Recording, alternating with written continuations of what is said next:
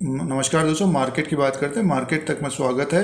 संवर्धना Motherson international limited की बात करते हैं। स्टॉक प्राइस 81 में है और तीसरी तिमाही Q3 FY23 के नतीजों की बात करेंगे।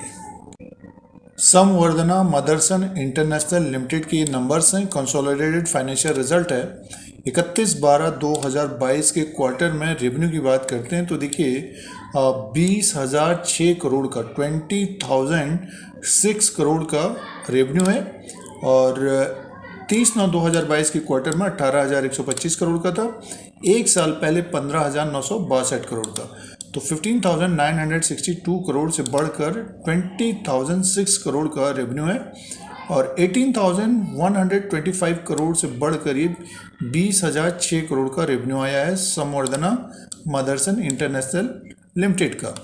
और अदर इनकम को अगर हम प्लस करके देखते हैं, टोटल इनकम जो है देखिए 20,348 करोड़ का 20,348 करोड़ का है और Q2 में 18,354 करोड़ का था और एक साल पहले 16,240 करोड़ का। तो ये बढ़कर देखिए 20,348 करोड़ का टोटल इनकम आया है। तो टोटल इनकम बढ़कर आया है तीसरी तिमाही में।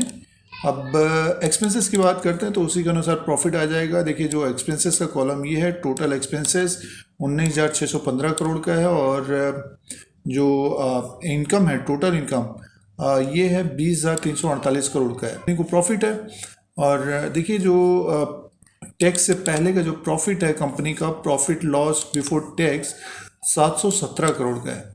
Profit loss before tax 717 crore का है और सीधे से देखिए प्रॉफिट की बात करते हैं तो कंपनी का जो प्रॉफिट आया है और ये देखिए प्रॉफिट जो आया है कंपनी का, profit loss for the period 500 crore का है और Q2 में 288 करोड़ का था। एक साल पहले 377 करोड़ का था। और अर्निंग पर शेयर EPS की बात करते हैं तो 0.67 का है और Q2 में 0.36 का था और एक साल पहले 0.20 का था।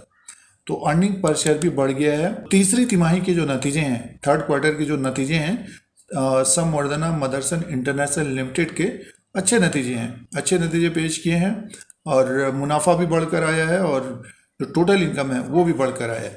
नतीजे अच्छे हैं संवर्धना मदरसन इंटरनेशनल लिमिटेड के। अब शेयर प्राइस के अनुसार बात करते हैं। एक साल का ये ग्राफ है, चार्ट है और 81 में स्टॉक प्राइस है। 31% का माइनस रिटर्न है ये। जिनके पास संवर्धना मदरसन इंटरनेशनल लिमिटेड का स्टॉक है 8 फरवरी 2023 तक। अब देखिए स्टॉक में थोड़ी बहुत स्ट्रेंथ तो है, नीचे से ऊपर की तरफ आया है, 61 से बढ़कर 81 तक पहुंचा है। तो ऊपर के जो हडल्स होंगे इसके 85 रुपया 90 पैसा और उसके बाद का जो हडल होगा 89 रुपीज़ का हडल होगा। 90 रुपीज़ इसके लिए एक बड़ा हडल है, 90 रुपीज़ का बड़ा हडल होगा। एक तेज़ी तो आई है तो ऊपर की तरफ 90 रुपये तक जाता हुआ दिखाई दे सकता है और 90 रुपये के ऊपर अगर क्लोज होता है, नेक्स्ट जो लेवल होगा 96 का। देखिए ये जो तेज़ी बनी है तो ऊपर की तरफ 90 और 96 और 90 के ऊपर अगर ये ट्रेड करने लग जाएगा तब इसमें फिर एक बड़ी तेज़ी आ सकती है। तो अब जिन्होंने लोअर लेवल पे लिया है तो अपने स्टॉप लॉस को बढ़ाते रहना चाहिए। मीन्स एक प्रॉफिट वाला स्टॉप लॉस होना चाहिए। देखिए नुकसान नहीं होना चाहिए क्योंकि बाज़ार में काफ़ी उतार चढ़ाव हो रहा है पिछले 1-2 महीने के अंदर, तो आगे भी रह सकता है।